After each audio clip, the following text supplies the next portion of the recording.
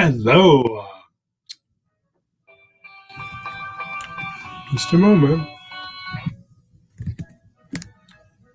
Good evening, good afternoon, good morning, wherever it is when in your world, your corner of the world. And I am just thankful that you have taken your precious time to um, watch my webinar. Um, So let's get into it, and I hope you will be entertained and educated.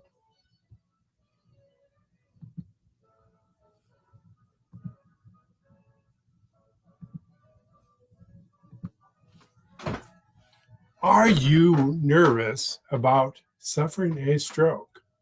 That's really what it boils down to, and often we want to um, stop uh, and never allow another stroke, or if it isn't, if you haven't had a stroke, uh, never want to have a stroke. And this is why I was I was passionate because I learned a lot of people are concerned, or they're worried, or they're scared of a stroke. So um,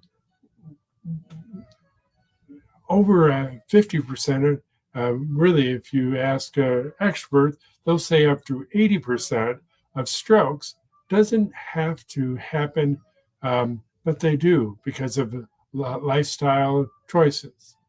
And my mission is to make strokes, at least a majority of them, think of their history. Will you, in the future, people will read about the strokes in the history books. And I um, must take this time to give you this disclaimer because you may think or feel that your condition involves a medical issue. This consulting is intended for informational purposes. It's not intended to substitute for professional medical advice, diagnosis, or treatment. Please consult your medical professional before changing your diet, exercise, routine, medical regime, lifestyle, or mental health care. An individual's experience may not represent the typical participant. Your background, education, experience, and work ethic may differ. This presentation is uh, not is used as an example and is not a guarantee of success. Your results may vary. All right. That's my disclaimer. So I want to make my invitation to you. Um, uh, I have a presentation uh, at the end of the presentation. Sorry. Um, I will invite you to take a part of my program, which I will explain later. So just heads up. So the goals of this webinar are threefold. Number one, what can I do to reduce the risk of my next stroke? That's many stroke survivors are asking. Or if you've never had one, you may ask, what can I do to reduce the risk of of a stroke? Number two, what is a stroke and some facts about strokes. And three ways to stop your next stroke. All right. And who benefits from this presentation? There are fourfold. First of all, the biggest one is stroke survivors.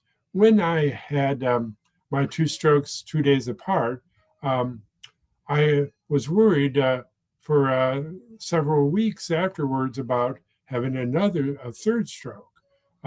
I've since learned that there's ways you can reduce your risk, and I did. Number two, their loved ones, they benefit from this presentation. Number three, caretakers of stroke survivors. And number four, worried about having a stroke. So those are the four groups that can benefit from this presentation. And if you're not one of those four groups, unless you want to listen and learn about a topic, I suspect you are in the wrong place. So what I want you to know, you will get a gift if you stay the whole presentation. And it's my success report, the physical examination every stroke patient should know. It goes through it's not really a physical exam like your physician does for you, but it is something you can do on your own. And there's 15 different tests, and they can be repeated every monthly or every 3 months. So that's why you want to know. So you get that if you stay for the presentation. All right, one more thing. Please take some notes, because at least listen and watch. Don't be distracted. But studies have shown you will retain more if you get more active, and you will formulate questions, make some connections when you listen and watch my presentation. In fact, the studies have shown that when you make questions, even if you don't ask me of them, you make new connections with your brain. And they say if you use a pen or pencil and paper, or use your computer to take notes, or take your notes in your phone or your tablet, but retention increases at least 50% over what you retain if you just listen and watch. It's startling. Studies show somewhere between 10 to 20% of the presentation knowledge which you retain 24 hours later. Wow. But when you formulate questions, when you take notes, your retention skyrockets at least 50%. So the key, if you take away this one thing, it's participate in your listening. It's so important. So, of course, we all have a choice. We don't realize we have a choice, but we do. And our life is going forward every day. So is it good or bad, the choices that we make? I don't know. I cannot guarantee what you'll do, but if you will do the recommendations I make, you will have a better odds. You'll reduce your risk of having a neck stroke or knee stroke if you have not had one. So I'm going to take a little moment and refresh your brain, refresh you. What is a stroke?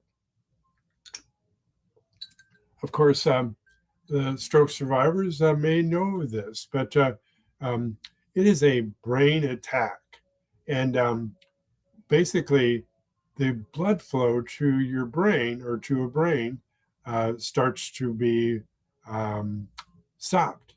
And if it's a temporary stop, it's called a transient ischemic accident, or a TIA.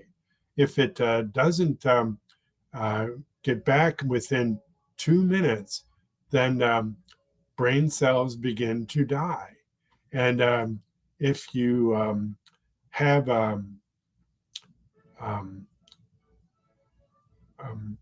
if you have a stroke, the obstruction or the blood vessel burst, the oxygen will not get to your brain, and your brain is starved, and that's why cells begin to die. And if you if you can get treated within 5 to 6 hours, there can be little long-term damage, but it's important that you get help as soon as possible. And of course, the brain, the long-term damage to the stroke survivor depends on where the stroke was. So it's important that you understand that's why they, over the course of the time, lots of people have a stroke, but they all experience something different because they have different parts of their brain involved. So there's two main kinds or two main types. An ischemic stroke, that means that the blood vessel is blocked because you've got a clot, or the person got a clot. Those are about approximately 70 to 80% of the strokes. And a hemorrhagic stroke means that you have a rupture. They have a ruptured blood vessel, and they're approximately 10 to 20% of the strokes. It's important what you know, the odds, but the majority of them, they say that ischemic stroke can be eliminated if you make the right choices with your lifestyle.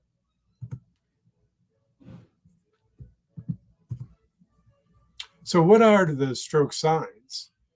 They can be many or just one.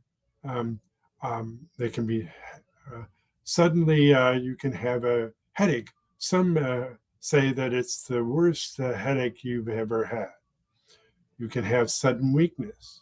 You can have difficulty speaking or understanding speech. You can be tired. You can be drowsy or numb. You can have difficulty seeing, trouble walking, struggles with coordination. But the important thing with all these, it begins suddenly as a rule. And it's most important that you seek medical help. And if somebody you know is in the room with, and they suddenly begin to have problems, seek medical help for them. It's important. So, and it started with a UK physicians in the 90s.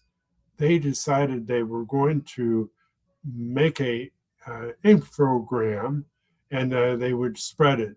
And they got the ambulance drivers behind, and they now it's worldwide.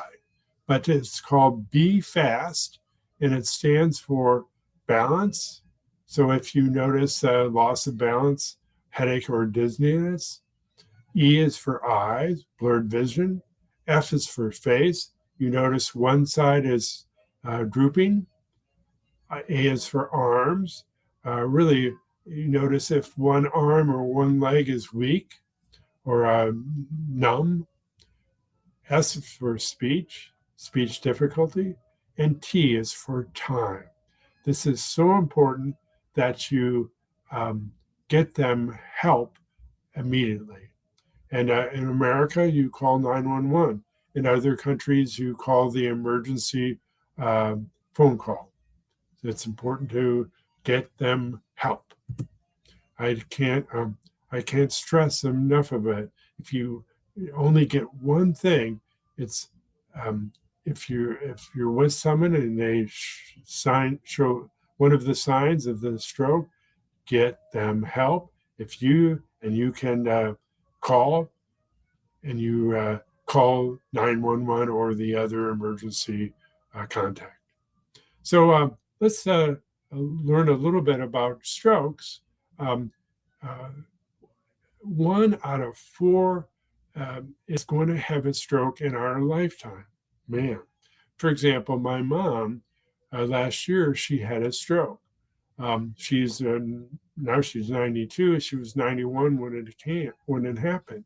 So she fit in this statistic.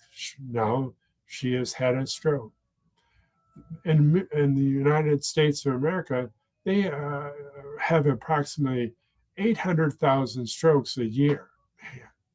And of those, 650,000 people live and 500,000 are disabled. And worldwide, 1% are living with a stroke. That's about 110 million people across the globe. And most important, 23 to 30%, depending on the study, you have a next stroke. That's because when they have the first stroke, they don't listen to that their body is sending them a message, and they don't change their lifestyle. So the lifestyle predispose them to a stroke, and it will still exist and pre-exist the signs. They can have another stroke. So a quarter to almost a third of people that had a stroke can have another stroke. Important to know that. So what happened to me? Would you ever guess that basically in 48 hours, I went from normal to I lost my speech with the first stroke, and then the second I lost my motor function of the right side, and in 48 hours I couldn't talk and I couldn't. I was bedridden. It was crazy. Um, um, over the first week, because they attempted to decide what caused it and what's going on. It took them almost a week to decide. Yes, I had a aneurysm, a swelling of my artery, and that is what caused my clots to break off. And so I started on blood thinners. Man, it was crazy. So I spent 5.5 weeks in the hospital, and then I spent 3 weeks in the subacute rehab facility, and then I had outpatient rehabilitation for almost 5 months. It was crazy. 3 times a week, I went to outpatient, and it helped dramatically. Because basically I had the strokes in January. In October, I got my driver's license back through steady progress, because I went first I didn't I had to learn how to transfer to a wheelchair. Then I learned eventually how to walk with a walker, and then I walked with a large base cane, narrow base cane, cane, and then I learned how to walk without one. So it was the progress, and still does, even though over 13 years ago has passed. I keep learning and growing because my recovery won't ever end. Well, the end when I die, but that's going to be many, many years from now. So, my company is called Thrive Recovery Solutions after your stroke. Um, and this is the different ways you can reach me. And I post almost every day and over the one of the um, medias.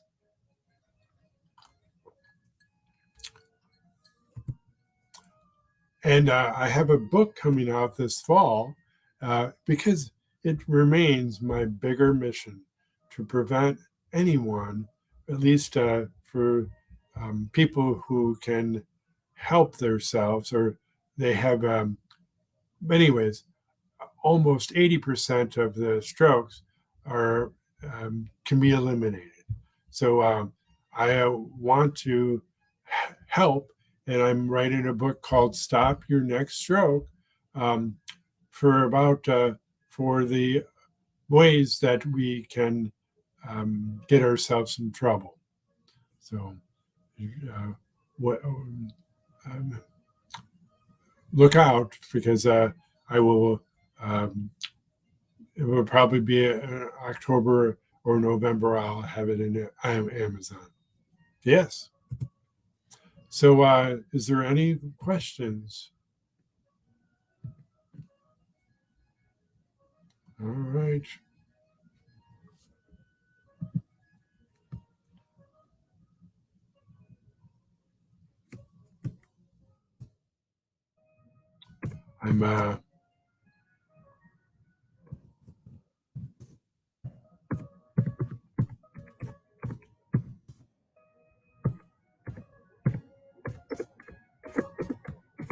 I'm just putting something in the chat.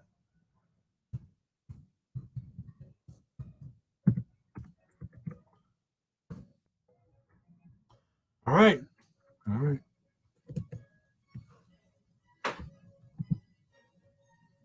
All right. Now let's talk about the 3 ways to reduce your odds of having the next stroke.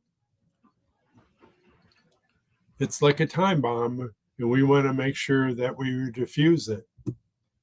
So let's look at the 3 ways. The first way is more stress increases your chances of a stroke. Um, distress really is what I'm talking about because there can be normal stress like gravity. It's a stress, but we deal with that normally. But we're talking about the fight or flight um,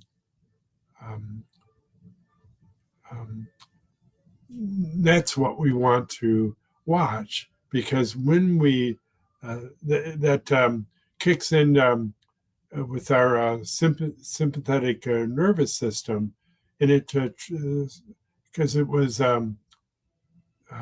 it's supposed to be on just for a moment, and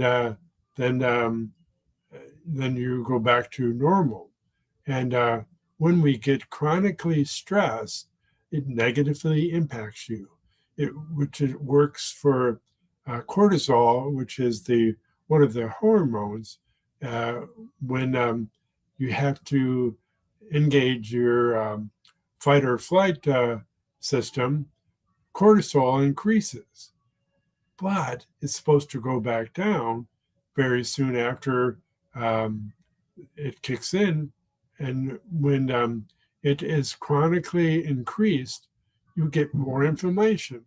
And that leads to formation of, they're called arterial plaques, but they just mean your arteries narrow.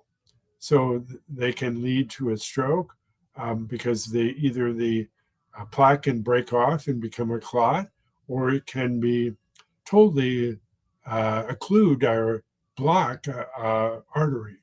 So these all happen because of really unhealthy coping mechanism or poor lifestyle choices. For example, you can drink alcohol or smoke marijuana, but when you do it chronically, then it becomes an unhealthy coping mechanism, and it doesn't deal with the underlying um, issues. So it's important that you help yourself by lowering distress, and there's one way you can do it really easy. Throughout the day, let's say 3 times through the day, when you first wake up, uh, at lunchtime, and when just before you go to bed at night, take 3 deep breaths. And it's really easy. You intake your breath through your nose. And it's important that you really try to feel your stomach go out, because when you get a deep breath, it goes down to all the way through your lungs. And then you can exhale through your mouth, and you feel your belly goes down. Basically, it looks a little bit like you're pregnant when you take your breath in, and exhale looks after the pregnancy after you deliver a baby. I'm being a little bit crude, but you really want to feel that deep of a breath. It goes in down in your belly, and when you exhale fully, then your stomach contracts. Really, this is really fascinating. They found this 50 years ago, that it triggers your relaxation response. So you get your parasympathetic nervous system going, and it's fascinating when they study it. But the important thing is your relaxation response is triggered by 3 deep breaths, and um, it's um, it's excellent because when you do this, you relax and you become more calmer. So your distress becomes less apparent to your body. It's really important. So first tip is take 3 deep breaths often through the day.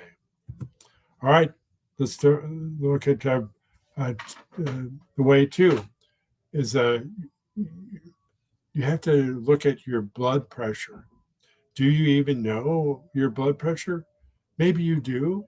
Um, I hope that you do.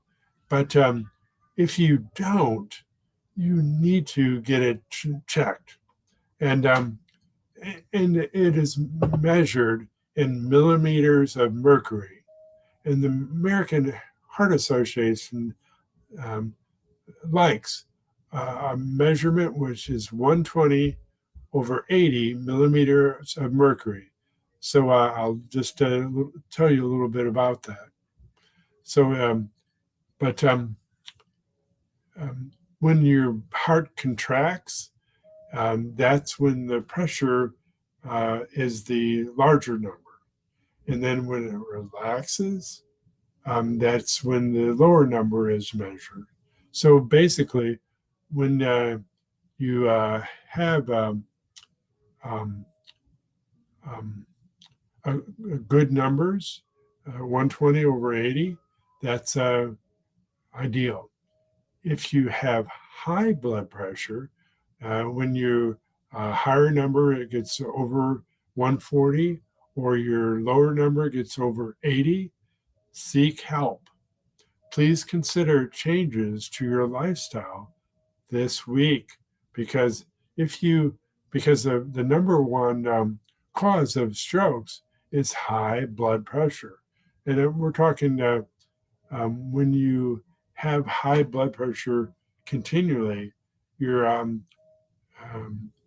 you remember I showed you the bomb ticking, that's what it means it's going on. So please consider this. And for a tip, you can get your blood pressure reading in one of three places. You can order online a home blood pressure monitor, and then you can periodically check your readings, your blood pressure, and that's important. It's not as accurate as the next two methods are, but it still helps, because if it says you've got blood pressure is higher, then seek your doctor's advice and get in to visit her or him.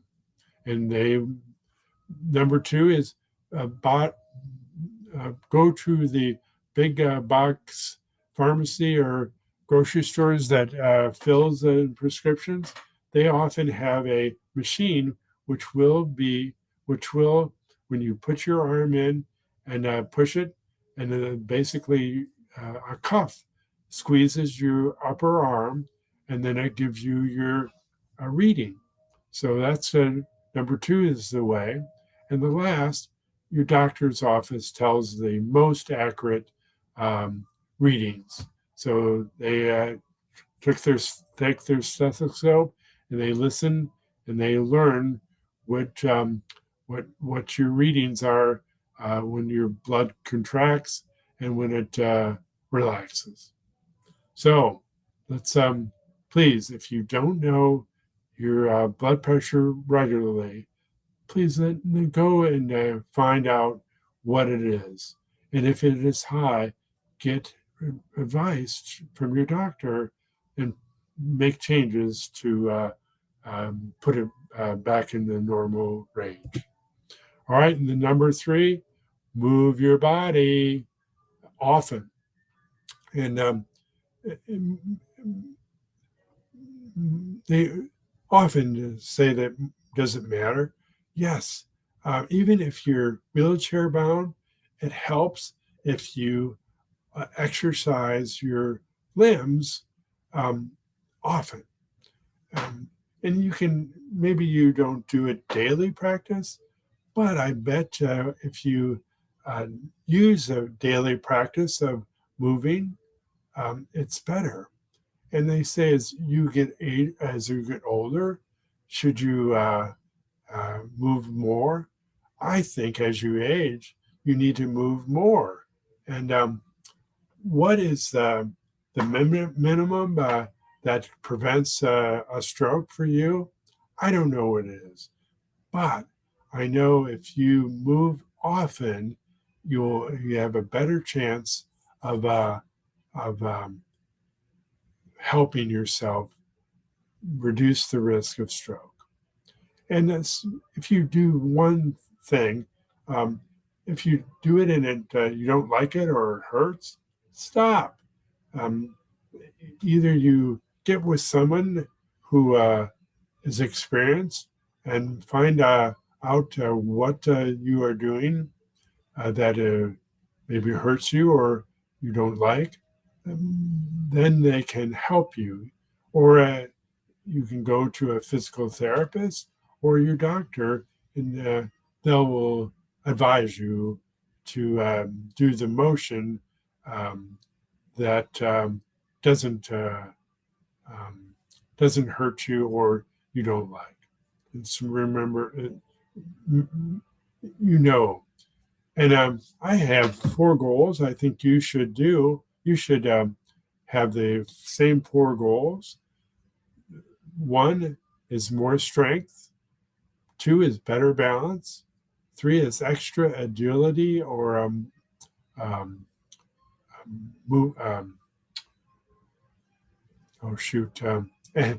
4th is your great stamina or endurance and mobility. I'm sorry. So you want more strength, better balance, extra mobility or agility, and greater stamina or endurance. That's you don't know that maybe you will get every every week, all 4 goals. But even if you're progressing, that's excellent. And last is, here's a tip for moving your body. There's lots of activities you can take, either walking 15 minutes a day, using the stairs to help you. Even if one flight of steps, you go up and down, 5, maybe 10 times for at least 5 minutes a day, it gets your heart race, or your heart goes up. It's racing a little bit, but that's good if it's important. You can stretch your arms. So my right arm, it takes a little bit more action for my left to do it, but I can help me to move if I stretch it at least 5 minutes a day. You can lift 2-pound weights a day. Even if you only have one side of your body that is functional, you can lift a 2-pound weight, and then you can visualize. You can imagine your affected arm with the weight. You can imagine it lifting it, and even that studies have shown that even helps you. You can like it shows in here. You can dancing. You can dance for one dance, 2 to 5 minutes. It's and again, your heart rate goes up, but you move your body, and you can do it. All right. It's important that you just set your goals to be moving at least 5 minutes more a day than the week before. And you can really you can take you can write down what activity you do that day, and then you can look, can I beat it, or can I go a little bit more with the next day? And I think you should be active at least 1 hour a day. It doesn't mean you have to have 1 hour. 1 hour. The 1 hour can be split into 5 or 6 minutes a day, or a time, and you can spread it out 5 to 15 times throughout the day. The important thing is that you set a strategy and you follow it, because it's important you do it. All right. How do I lower my risk and avoid a stroke? If you don't change, you will be the same. And the statistics say it's not good. But you have choices.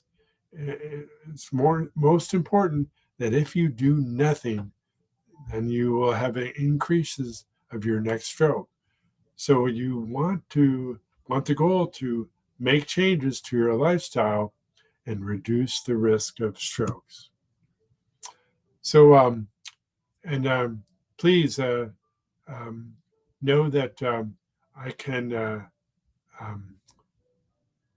either send you a message through the Facebook Messenger, or if you want, you can text me with your phone number to 248-780-9590. That's again 248-780-9590, and I will get you your gift. And it's really important that you have a yardstick to measure yourself and regularly check it. So let's check if you've got any more questions.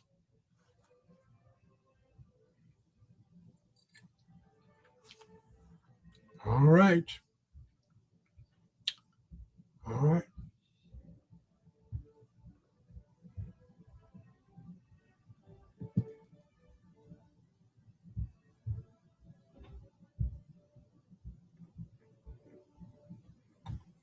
All right.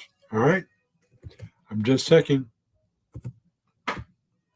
All right. There's three limiting beliefs commonly held by many.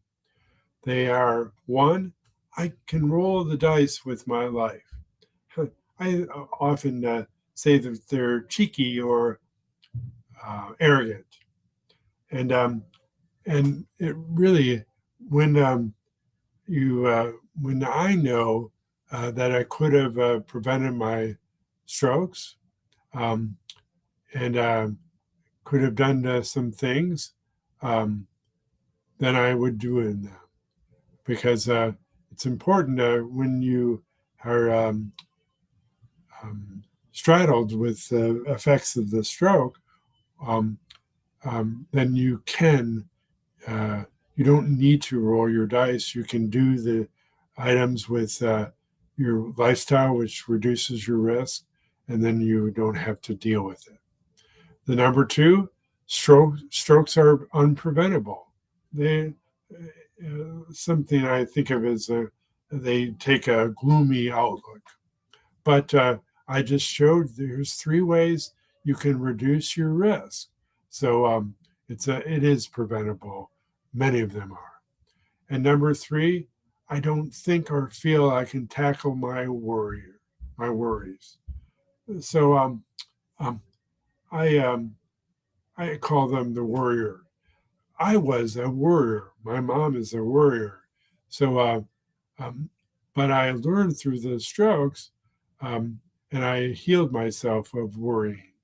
And you can tackle your stroke risk, and you can reduce your risk of a stroke if you take the my advice. It's important. So let me ask you some questions. I wonder many of you feel overwhelmed because we have covered so much, like the woman. Um, Maybe you do, but hold on. I have some answers. How many of you are excited about what we just talked about, the three ways? So, may I ask permission of you? If you're still here, um, then I guess I have your permission. Thank you. So my invitation to you is this program, and it consists of four parts of it. The first and the large one of it is the Stroke Survivors First Aid Kit course, and it's over 100 pages of information and tips and techniques which you can do, which will significantly increase your chances of having a long, healthy life and lower your risk of another stroke or the stroke. And the second part of the program is 4 video sessions over almost an hour, which each one, because when the when I put together the Stroke Survivors First Aid Kit, I broke it into 4 areas. The first is your attitude or mindset. The second is your physical area. The third is your emotional arena. And the fourth is the mental skills that you can have. Then, and the video session is I take one of the aspect of the area and I dig deeper into it. It's very excellent. And I can take for a case study of me. Um, I wasn't doing too much. I was working towards my recovery, primarily the physical arena and the physical area. So I was attempting to get better um, by doing physical rehab and somewhat occupational rehab. And occasionally I will do speech therapy because those were focusing on my physical area. But what I learned is my body really helps if I expand. And I know that I need to um, have a better attitude. And um, I know that I have to um, look at my emotional arena and um, look at that. And better than look at it, I had to change some of my um, feelings and thinking that I did. And the last, sometimes the mental arena, mental skills, like for example, memory. Um, Mine was affected by the strokes, but I do um, um, do some of the things which I tell you about in the course and delve into them deeper in the videos. Um, it's important because it helps me um, to be better. So, and there's two more parts of my program which I'm inviting you to be a part of.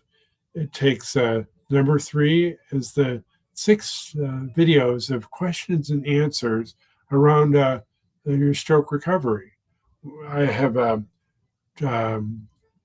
used that. I had for a long time. I had a Friday question and answer, and I rolled it into my stroke folk show, and I will record. And there is a 6 videos I do, and it's excellent, I think. And number 4, the stroke recovery checklist. It's important that you regularly check um, these items to either if you want to do them and you don't do them, but it gives you um, a outcome towards which you can do your um, you can measure your progress, and that's important. You can use this every month or every 3 months to check your progressing. So the total value to you for the 4 parts of my program are the Stroke Survivors First Aid Kit is regularly sells for $197 US. The video sessions, uh, um, they are, I do a group training every month and I dive deep into one of the areas and I charge $97. And so that's a value of 297. And the 6 sessions are 197. And the stroke recovery checklist, I sell it for $47 on my website. So that's total value for all those is $738. Um, but but I'm not going to ask you for the money. I'm going to discount it. Um, and but first, I'm going to guarantee to you, um, you have 90 days to check it out and decide that you're going to do it, or that's it's not worth it. But I take the risk, not you. So it's important. So you can try it and decide later. And but I only charge you $67. So that's what your price will be. And when you can get it either two ways, you can take and enter into your browser tinyurl.com/sffak-bundle. So, or you can just take your phone and take a snapshot of the screen. The QR code gets you to the same place. So if you want this program, which I have outlined for you, then please take advantage of this. And because I know I'm bribing you financially, because I want you to have the value and have the advantage of the information and the tips that I have done.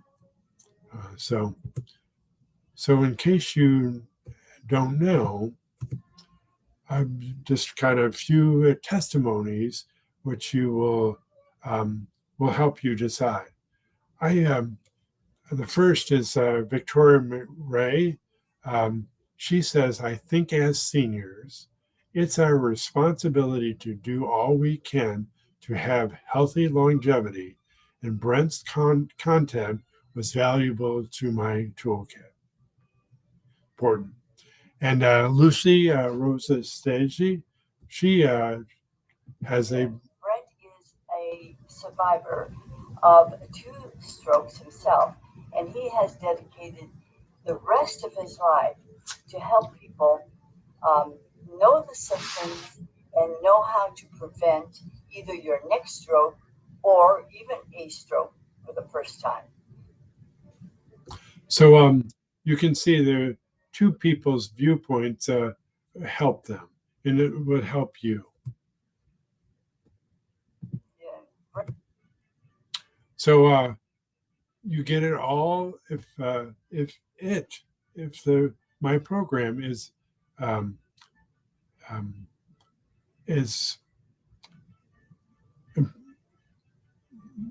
if it is for you.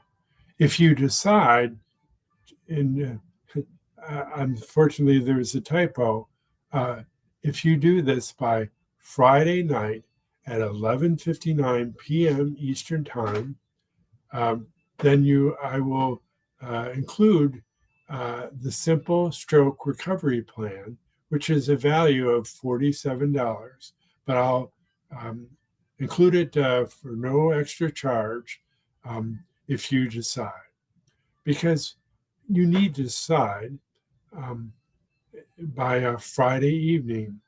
I don't know what the decision is for you. If you decide, or if you are in the fence, please do it, because I will take the risk, not you. It's important for you to decide. So I hope you will take advantage of the program. If you don't decide to, if you decide that no, you're not gonna, I respect you. But if you want to, please take an advantage and get the program. So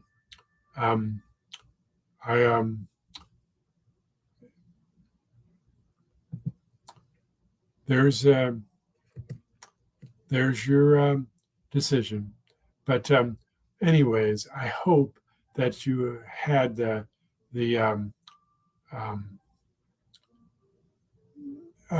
fun an hour. But if the decision is for you to take my program, great. If your decision is not to take my program, I hope that it was educational and informative for you. Thank you. To your success.